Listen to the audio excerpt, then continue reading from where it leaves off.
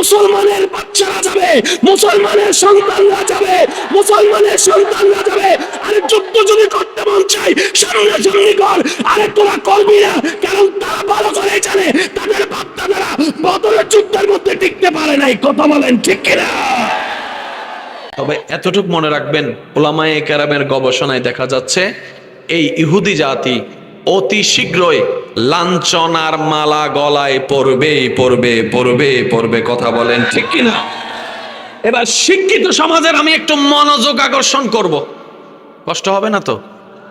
কিছুদিন আগে একটা ফুটবল খেলা হয়েছে না, হয় না? এই কি ওই খাইছে এরি ওইটা, ঠিক কইছে কারা জানেননি? যারা জিতছে হেরা।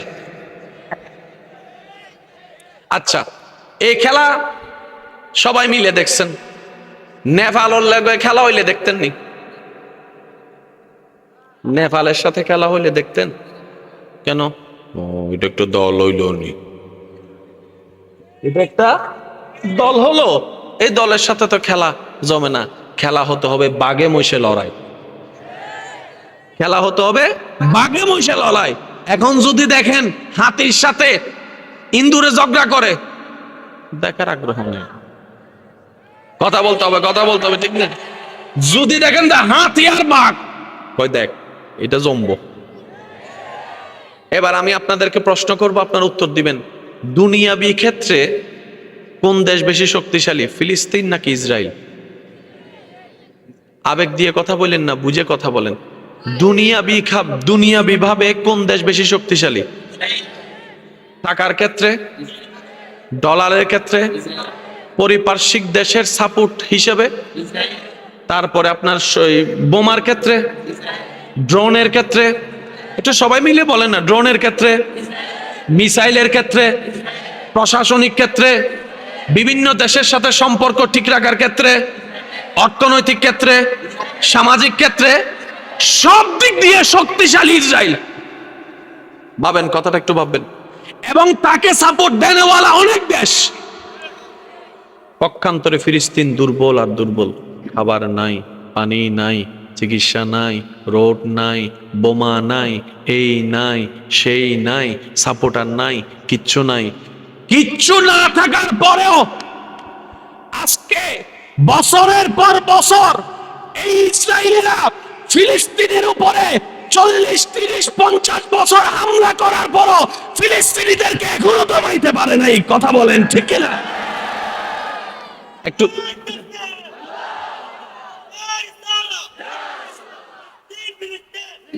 উচ্চ আওয়াজ একবার বলেন না সুবহানাল্লাহ। ইসরায়েল হচ্ছে হাতি, ফিলিস্তিন হচ্ছে একটা ইঁদুরের মতো দুনিয়াবি হিসাবে, কিন্তু হাতি হয়েও ইঁদুরকে দমাইতে পারে নাই। আর যুদ্ধটা একদিন নয়, এক বছর নয়, বছরের পর বছর, আমাদের জন্মের আগে থেকে। কিরে, ফিলিস্তিন তো অনেক ছোট দেশ, গান মটকা দা শেষ করে এলা। চেষ্টা তো করতেছি, কিন্তু কেন জানি পারি না, কেন জানি পারি না, কেন জানি পারি না। ভাবেন না, আপনারা যারা সমাজবিজ্ঞান, রাষ্ট্রবিজ্ঞান নিয়ে পড়ালেখা করেন, 75 বছর আমার হুজুর বলছেন, 75 বছর পর্যন্ত চেষ্টা করার পরে 48 থেকে চলছে, এখনো পর্যন্ত শেষ পর্যন্ত তারা গবেষণা করে এই ফিলিস্তিনে আছে কি বাইর কর, কিছু তো একটা, কিছু তো একটা। নাইলে আমরা এদিকে মারি, এদিকে মারি, তারা একটা মারলে আমরা 10টা মারি। তাদের ডলার হচ্ছে 1000 টাকা, আমাদের ডলার হচ্ছে 1 কোটি টাকা। সব দিক দিয়ে আমরা শক্তি পারি না, কিছু আছে।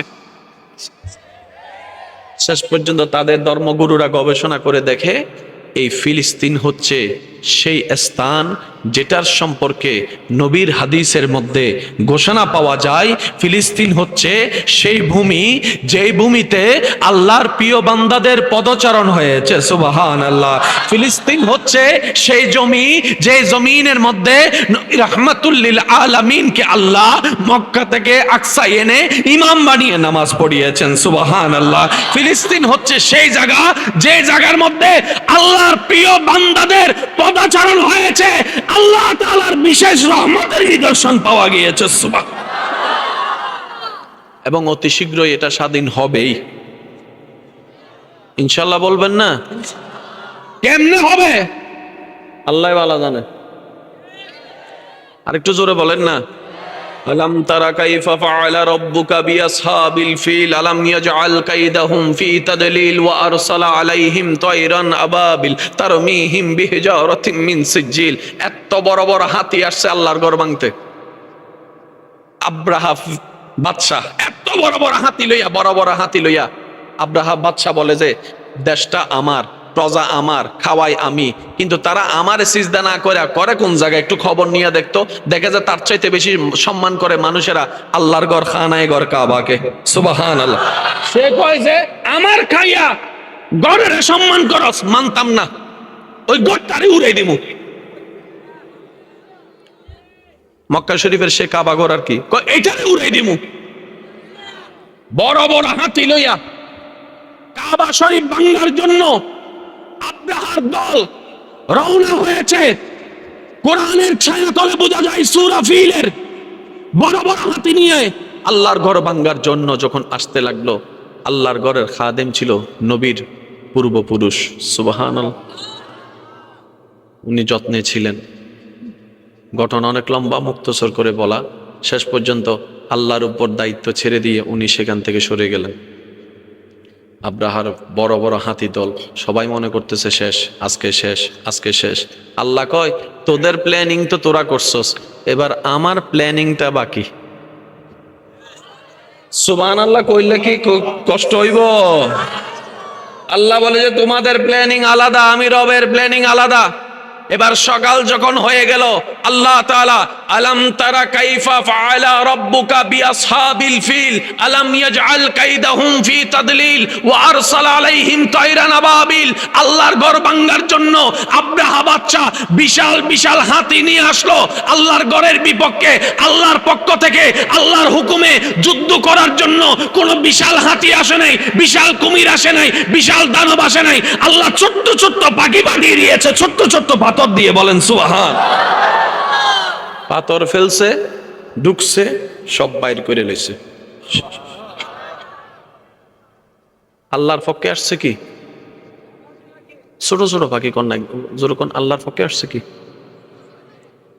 আর আল্লাহর বিপক্ষে আসছে বড় বড়। আমগো চিরাঙ্গের ভাষা একটা কথা আছে, ক মশা মারি বেলা হামান লাগে না বেড়া। হ্যাঁ, মশা মারতে হামান গিত্তুরে, মশা মারতে কামানের দরকার কি? ওই আব্রাহা জগতের সামনে বিশাল বাদশা, কিন্তু আসল মালিকের সামনে তার 2 পয়সারও কোনো দাম হতে পারে তার বিশাল বিশাল হাতির বহর। আল্লাহ পাঠিয়েছেন ছোট্ট ছোট্ট পাখি। এখন আচ্ছা, পাখি যদি ছোট হয় তার পা কদ্দুর হবে? কথা বলেন না। পাখি যদি ছোট হয় তার পা কদ্দুর হবে? এই পায়ের মধ্যে যদি পাথর থাকে সেটা হবে? ছোট্ট ছোট্ট পাখির ছোট্ট ছোট্ট পা, ছোট্ট ছোট্ট পাথর আসা যখন শুরু করছে, কয় কি সুন্দর লাগে। হাসতেছে পাখি, আইসে আস্তে আস্তে ছাড়ছে, পাথর গুলা পড়ছে। পারমাণবিক বোমার চাইতো বড় কাম করে লইছে। সেজন্য ইমানদার ভাইয়ের আওয়াজ দিয়ে বলেন তাওয়াক্কুল থাকতে হবে কার উপরে? আমি শুনতে পাই নাই, আরো জোরে বলেন তাওয়াক্কুল থাকতে হবে কার উপরে? আমাদের কেউ নাই, আছে একজন, তিনি কে? ইসরায়েল বাহিনী যা করার কর, যেমনে করার কর। এখানে আর একটা কথা বলি, তারা চোরের মতো হামলা করে, টুং টুং টুং। আমরা সবাই এখানে বসে রয়েছি, টুং করে ফেলাইছে, আমরা জিতে গেছি। কাপুরুষ বাপের বেটা যদি হস, একটা মাত্র না, বিশাল একটা মাত্র, পৃথিবীর সমস্ত মিডিয়ার লাইভ দেখাইতে বল একদিন। সেজন্য তারা শুধু আরো জোরে বলতে হবে, ঠিক কিনা? সামনাসামনি পারবো, কথা কয় না, সামনাসামনি পারবো। এখানে আমি আপনাদেরকে বিরক্ত হচ্ছেন না তো? এবার আমার মুখে মুখে আপনারা কিছু ধ্বনি বলবেন, এরপরে রিঅ্যাকশন আপনারা নিজেরাই সিলেক্ট করবেন, আমি করব না। আপনারা বলেন তো আকাশ, ভাই জোরে বলেন না, আমি নাম শোনাচ্ছি আপনাদেরকে, একটু বলেন। আকাশ, বাতাস, পাতাল, জমিন, পাহাড়, নদী, নালা, আমেরিকা। এবার বলেন আল্লাহু আকবার, আল্লাহু আকবার। এতগুলা নামের ভিতরে কোন নামটা বলার সময় আপনার শরীরের ভিতরে একটু গরম গরম লাগছে? একটু আপনারাই বলেন, আমি বলবো না। কোন নামটা বলার পরে? এটা তো আমাদের কাছে আছে। বদর যুদ্ধের মধ্যে যখন সবাই সামনের দিকে চলে যাচ্ছে, মনে রাখবেন ভাইয়েরা, আপনি যতই কিছু করেন না কেন, একটা জায়গায় আমরা সবাই ধরা, সেটা হচ্ছে জান। 40 বছর আপনি ভুল পথে টাকা কামাইছেন, কোটি টাকা হয়েছে, কেউ যদি মাথায় পিস্তল ধরে লেখা দেয়, লেখা দেয় সাথে সাথে। কিরে 40 বছর ধরে না কামাইলা? কয় আগে জান বাচ্চা লই, জান বাঁচলে বাকি সব। কথা বলেন ঠিক কি না? মানুষ জানের সামনে গিয়ে হাত নত করে ফেলে, মানুষ জান বাঁচানোর জন্য মাথা নত করে ফেলে, মানুষ জান বাঁচানোর জন্য হাত সিলিন্ডার করে ফেলে, মানুষ জান বাঁচার জন্য নিজের জবানকে বন্ধ করে ফেলে। কিন্তু পৃথিবীর সমস্ত ইতিহাসকে পিছনে ফেলে, স্বার্থ ছাড়া, বেতন ছাড়া, দুনিয়া ছাড়া বদরের ময়দানে 313 জন সাহাবায়ে কেরাম বদর অভিমুখে রওনা শুরু করলেন। সুবহানাল্লাহ। বদর অভিমুখে রওনা শুরু করলেন। পেটের মধ্যে ক্ষুধা, বুকের মধ্যে তৃষ্ণা, তলোয়ার নাই, তলোয়ারের মতো যুদ্ধ করার জন্য বললাম নাই, তীর নাই, হাজার সংখ্যা বিপক্ষে দল দাঁড়িয়ে আছে। জগৎ জিজ্ঞেস করে, আপনাদের কি পরিবারের মায়া নাই? আপনার কি স্ত্রীর মায়া নাই? মার মায়া নাই? বাবার মায়া নাই? সন্তানের মায়া নাই? সন্তানের মায়া নাই? তলোয়ার তো ছাড়া, বললাম ছাড়া যুদ্ধের দিকে যাচ্ছেন, 313 জনতে হেরে আসবেন। সাহাবায়ে কেরাম উত্তর দেয়, যে ভয়ের কারণে ফিরে আসবো, ভয়টাই তো লাগছে না, কারণ আমরা তো চাচ্ছি আমার আল্লাহ এবং নবীর জন্য প্রাণ উৎসর্গ করার জন্য। সুবহানাল্লাহ। এটার নাম ইসলাম, এটার নাম মুসলমান। আল্লাহ বিচার করছেন না নাকি সময় দিচ্ছে? আমি সবার মুখে শুনবো, বিচার করছে না, না সময় দিচ্ছে। আর এই সময়টা আল্লাহ সবাইকেই দেয়। বা একটু জোরে বলেন না, জমিন কার? বা একটু জোরে বলেন, জমিন কার? রিজিক কার? ফসল কার? নিঃশ্বাস কার দেওয়া? তো যারা আল্লাহরে মানে না তাদের কত দিচ্ছে? ফেরেশতা কয়, আল্লাহ তারা তো তোমারে মানে না, অন্যরে ডাকে, তুমি দাও কেন? আল্লাহ কয়, আনার রহমান, আমি রহমান। আর রহমান সবার জন্য, মনে রাখবেন, রহমান সবার জন্য। রহিম লিল মুমিনিন, আমি রহিম শুধু আমার মুমিন বান্দার জন্য। রহমান আমি সবার। সূর্য সবার জন্য তুলেছি। আপনারা জানেন, গাছ রোপণ করলে সূর্যের আলো না পড়লে সে গাছ কখনো, আমি কেন বলবো, আপনারা একটু বলেন না রে ভাই, কখনো সেটা বড় হওয়ার মতো হবে। ছোট্ট বাচ্চা দুনিয়াতে আসার পরে দেখবেন দাদি নানিরা লইয়া সকালবেলা, আপনাদের এখানে নাই মনে হয় না, থাকলে একটু কর না, সকালবেলা ছোট্ট বাচ্চাটারা লইয়া রোদের মধ্যে দিয়ে শুকাইতে দেয়, 7-8টা বাজে। কিও দাদি কাল হয়ে যাবো তো? বুঝোস না বেটা, ভিটামিন ডি। আর একটু জোরে বলতে হবে। এবার বলেন, সূর্যের আলো সবার দরকার আছে না নাই? যারা আল্লাহকে মানে তাদেরকেও দেয়, যারা আল্লাহকে মানে না তাদেরকেও দেয়। জগৎ জিজ্ঞেস করে, মাওলা আমরা তো যারা আমাদের দলে থাকে তাদেরকে দিই, যারা বিরোধী দল তাদেরকে দিই না। আল্লাহ পাক বলে, এটা তোদের কনসেপ্ট। আনার রহমান, আনার রহমান, আনার রহমান, আমার দয়া সবার জন্য উন্মুক্ত। চিৎকার দিয়ে বলেন সুবহান। এই দয়ার ভাগ সবাই নিচে কি নেয় নাই? ভাই জোরে বলেন, নিচে কি নেয় নাই? যারা ইসরায়েল আছে তারাও আল্লাহর দয়ার আন্ডারে আছে। না হয় নিঃশ্বাস নেওয়ার কোনো সুযোগ। আমার কথা কি আপনারা কষ্ট পেয়েছেন? এটা সময় উপযোগী কথাটা বলা দরকার বলে মনে হয়েছে, তাই বলছি। কখনো যেন এই সমস্ত শয়তানের ফাঁদে পা না দেন। আল্লাহ থাকলে তা কিছু করতো।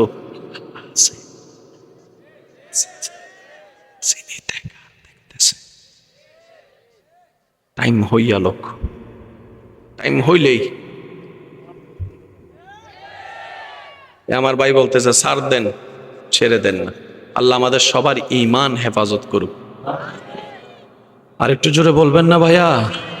আল্লাহ আমাদের সবাইকে মরণ পর্যন্ত ঈমান এবং ইজ্জত নিয়ে বসবাস করার তৌফিক দান করুক। এবার ঈমানদার ভাইয়েরা একটু খেয়াল করবেন, আমাদের একজন স্রষ্টা আছে, তিনি কে? আল্লাহ। ওই আল্লাহর একটা কালাম আছে, সেটার নাম কোরআন। কোরআনের প্রথম সূরা হচ্ছে সূরা ফাতিহা। সূরা ফাতিহার প্রথম নাম্বার লাইনটা সবাই মিলে একটু পড়েন তো। বিসমিল্লাহির রহমানির রহিম, আলহামদুলিল্লাহ।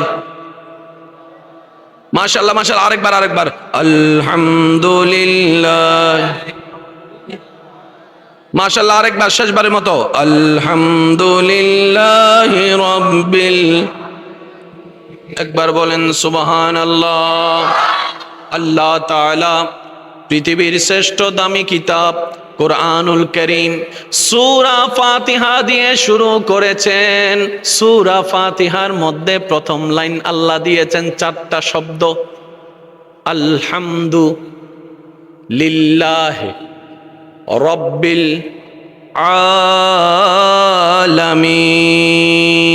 আলামিন।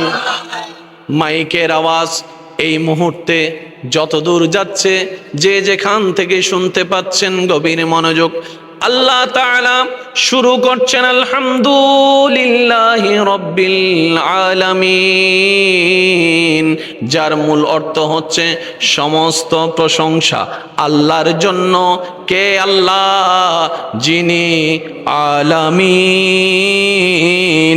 পালনকর্তা। আর একটু জোরে বলবেন না সুবহানাল্লাহ? কেন এই কথাটা তুলছি? শুধু আমার যুবক ভাইদের একটু মনোযোগ চাচ্ছি, কারণ এই যুবকরা এই এলাকার ভবিষ্যৎ নয়। আল্লাহ চাইলে এগুলো ইসলামেরও এক একজন খাদেম হয়ে যেতে পারে, ভবিষ্যৎ হয়ে যেতে পারে, ঠিক কিনা? পৃথিবীর বুকে যত রোগ আছে, সবচাইতে একটা মারাত্মক রোগের নাম কি জানেন? ক্যান্সার। কি? ক্যান্সারের চাইতে বড় মারাত্মক রোগের নাম হচ্ছে ডিপ্রেশন। জোরে জোরে জোরে জোরে জোরে। ক্যান্সার সবার হয় না, ডায়াবেটিস সবার হয় না, স্ট্রোক সবার হয় না, কিন্তু ডিপ্রেশন। কথা বলেন না, কথা বলেন, কথা বলেন। যে ছেলেটাকে দেখতেছেন, ওই যে সেকা খাইছে, কথা কয় না, কথা কয় না, আরো জোরে কর না, দেখবি না? ওই যে সেকা খাইয়া বাঁকা হয়ে গেছে, গা ল্যাং খাইয়া ফইলে গেছে, বাস চলে গেছে গাজার তলে। ওই যে তার মাথায় ঢুকাই দিছিল, 2 টান দিলে টেনশন কমে যাইব। ওই 2 টানে এখন 10 প্যাকেট চলতেছে, আছে না? এখানে যারা সিগারেট খায় কাউকে দোষ দিব না, মনে রাখবেন যারা সিগারেট খায়, এই সিগারেট ধরাইছে কিন্তু বন্ধুয়ে, কাছের মানুষে কিন্তু ধরাইছিল। ওই যে কইছিল এক টান দে, ওই এক টানে এখন 10 প্যাকেট চলে, আছে না নাই? আছে না নাই? এবার আমার যুবক ভাইরা, কেমন ধর্ম পেয়েছি শুধু বুঝার জন্য বলা। পৃথিবীর বুকে সবচাইতে বড় রোগের নাম হচ্ছে ডিপ্রেশন। কোনো ওষুধ কোনো আবিষ্কার করতে পারে নাই, কিন্তু ইসলাম এমন একটা জীবন বিধান, কোড অফ লাইফ বলা হয়, যে ইসলামকে আল্লাহ তাআলা কোরআন শুরু করেছেন সূরা ফাতিহা দিয়ে। ফাতিহার প্রথম নম্বর শব্দ হচ্ছে আলহামদুলিল্লাহ। আলহামদুলিল্লাহ। বিজ্ঞানীরা গবেষণা করে দেখলো, যার অন্তর যত বেশি শুকরিয়া আদায় করে, তার অন্তর তত বেশি শান্ত থাকে। আল্লাহ তাআলা বলে, তোমাদেরকে ডিপ্রেশনের ওষুধ দিয়ে দিলাম, বেশি বেশি আমি রবের শুকরিয়া করো, তোমাদের টেনশন কমে যাবে। সুবহানাল্লাহ। সবাই মিলে একবার বলেন তো আলহামদুলিল্লাহ। আর একটু জোরে জোরে জোরে জোরে। এবার আমি বলবো, আপনারা আমার সাথে সাথে বলবেন, আল্লাহ তাআলা যেভাবে রাখে সেভাবে আলহামদুলিল্লাহ বলেন না। আল্লাহ তাআলা আমাদেরকে যেভাবে রাখে সেভাবে। আল্লাহ দিল, আল্লাহ না দিল, আল্লাহ দিল, আল্লাহ না দিল, আমাদের কোনো চাওয়া, আমাদের কোনো পাওয়া, আল্লাহ খুশি হয়ে দিল আলহামদুলিল্লাহ, না দিল আলহামদুলিল্লাহ। এবার মন ভরে একবার বলেন আলহামদুলিল্লাহ। এবার নিজের মনের দিকে দেখেন, কোনো টেনশন নেই আর। কথাটা কেন বলেছি? আপনারা অনেক ভাইয়েরা মনে করেন ইসলাম শুধু পরকালের ধর্ম। না ভাই, না। দুনিয়ার সমস্ত রোগের চিকিৎসা আল্লাহ কোরআনের মধ্যে দান করে দিয়েছেন। ওয়া নুনাজ্জিলু মিনাল কোরআনে মা হুয়া শিফাউন। আমি আল্লাহ কোরআন কেমন ভাবে সাজিয়েছি, কোরআনের জায়গায় জায়গায় রোগের চিকিৎসার ব্যবস্থা করে দিয়েছি। বলেন সুবহানাল্লাহ। সত্যি করে একটা কথা বলেন, গ্রামের এবং শহরের কোন এলাকার মানুষ বেশি সুস্থ? আপনারা যেটা বলেন আমি সেটা বলবো, গ্রামের না শহরের? অথচ আমরা সবাই চলে যেতে চাই কোথায়? শহরে। কিন্তু সুস্থতার মেজরিটি পার্সেন্ট গ্রামে। ভাই একটু কথা বলেন না রে ভাই। আমি কি বেশি বিরক্ত করে ফেলতেছি আপনাদেরকে? কষ্ট দিয়ে দিচ্ছি? চিন্তা করেন না, 10 মিনিটে শেষ করে দিব, ঠিক আছে? হ্যাঁ, কষ্ট হচ্ছে না আপনাদের? কষ্ট হচ্ছে না? বেশিরভাগ সুখী মানুষ কোথায়, গ্রামে নাকি শহরে? সুস্থ মানুষ কোথায়, গ্রামে না শহরে? শহরে তেমন অবস্থা হয়েছে, পাশের ফ্ল্যাটে কি হয়? কথা বলেন না রে ভাই। কোন মায়া, কোন মমতা, কেউ যদি স্ট্রোক করে পড়েও যায় দৌড়বে, কই এই টাইম আসেনি আমগো, আমরা বিজি মানুষ। এবার আপনারা সুস্থ কেন জানেন? বেশিরভাগ গ্রামের মানুষ। এটাও ইসলামের মধ্যে ফর্মুলা দেওয়া আছে। আর একটু জোরে বলতে হবে না? শহর এলাকায় গেলে দেখবেন দাদা দাদা নানা বুড়া বয়সে যারা আছে, মিডিয়াম বয়সে যারা আছে, সকাল সকাল উঠটা জোরে জোরে ঘটনা, ঠিক কিনা? ও দাদা কি করো? ওই জগিং করি, জগিং জগিং। কেনা কইছে? কই ডাক্তারে। বলেন না, ঠিক কিনা? কেন? তুমি তো ঘামে লাইছো, পুরো শরীর তো তোমার ঘেমে গিয়েছে। কই এটার জন্যই তো জগিং করছো। কই দেখছস নি নাতি কাণ্ড? এসি লাগাইছি ঘরে যেন গাম না আসে। এসি লাগাইছি ঘরে যেন গাম না আসে। আর ডাক্তারে বলে যে সুস্থ থাকার জন্য শরীর থেকে গাম ঝরাও। এবার দেখেন শহরের মানুষ আর গ্রামের মানুষের পার্থক্য। গ্রামের মানুষ এমন ভাবে কাজ করে শরীর থেকে, জোরে জোরে জোরে জোরে শরীর থেকে কি জোরে? গাম জোরে। শহরের মানুষগুলা গাম আসার আগেই এসির বাতাসে এসে কথা কয় না, কথা কয় না, যার কারণে জগিং করে করে গাম বের করতে হয়। কথা বলেন ঠিক কিনা? এবার বলেন, গ্রামের মানুষ তাড়াতাড়ি উঠে নাকি শহরের মানুষ? হ্যাঁ, গ্রামের মানুষ না শহরের মানুষ? গ্রামের মানুষ। আপনারা জানেন সকাল বেলার বাতাসটা বড় চমৎকার হয়। সকাল বেলার বাতাসটা বড় চমৎকার হয়। মনে রাখবেন ভাইয়েরা, ব্রেনে যাদের প্রবলেম আছে, সকালে ফজরের নামাজ পড়ে কিছুক্ষণ হাঁটাহাঁটি করবেন, আল্লাহ আপনার ব্রেনের মধ্যে আস্তে আস্তে সুস্থতা দান করে দিবেন। আর একটু সুবহানাল্লাহ জোরে বলবেন না? আমি শুধু বুঝাতে চাচ্ছি, ইসলাম কি শুধু পরকালের, নাকি ইসলামের ভিতরে দুনিয়ার নিয়ামত আছে? আছে না নাই? এই ইসলাম আমাদের দরকার আছে না নাই? ইসলামকে যত আপন করব, রব্বানা আতিনা ফিদ দুনিয়া হাসানাতাও ওয়া ফিল আখিরাতে হাসানাতাও ওয়া কিনা আযাবান নার। দুনিয়াও আমাদের জন্য কল্যাণ হবে, আখিরাতও আমাদের জন্য কল্যাণ হবে। চিৎকার দিয়ে বলেন সুবহানাল্লাহ। দ্বিতীয় নাম্বার কথা, নামাজ পড়ার দরকার। ভাই জোরে বলেন না। যাদের যাওয়ার যাক, আমি কাউকে নিষেধ করি না। কারণ যারা বসেছেন ওনারা 9টা থেকে বসে আছে। কোমরেরও তো একটা বেতার বলে শব্দ আছে, ঠিক না? কষ্ট লাগতে পারে, ঘরের ইমার্জেন্সি কাজও তো থাকতে পারে, ঠিক না? তো যারা যাচ্ছেন ওনাদের জন্য দোয়া, আল্লাহ পাক ওনাদেরকে কবুল করুক, আমিন। এমনও রাত অনেক বেশি হয়ে গেছে, কথা বলেন ঠিক না? তো যাই হোক, এবার বলেন নামাজ পড়ার দরকার আছে না নাই? ভাইয়া এবার বলেন তো, নামাজ কয় ওয়াক্ত? আজান কয়বার? নামাজ কয় ওয়াক্ত? পড়বেন 5, আমল নামায় যোগ হয়ে যাবে 50। এটা আপনারা সবাই জানেন, কিন্তু এখানে আল্লাহর হিকমতটা একটু বলার চেষ্টা করব। প্রত্যেকটা নামাজের জন্য এক একটা আজান। কয়টা আজান?